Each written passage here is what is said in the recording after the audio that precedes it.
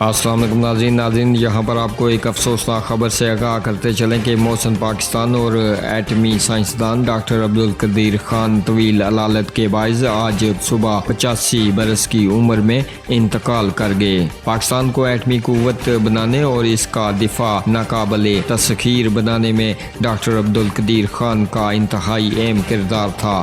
नाज़रीन, डॉक्टर अब्दुल कदीर खान में 26 अगस्त को कोरोना वायरस की तशखीस हुई थी।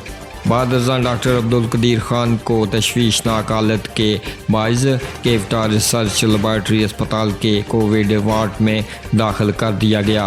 डॉक्टर अब्दुल कदीर खान कोरोना से सेहतमंद होने के बाद घर मुंतकिल हो गए थे। आज तबीयत खराब होने पर इन्हें सुबह RL अस्पताल लाया गया, लेकिन इनकी हालत संभल ना पाई और सुबह 7 बजे इंतकाल कर गए। इनके इंतकाल की तस्दीक वज़ीर दाखिला शेख रशीद अहमद ने की है।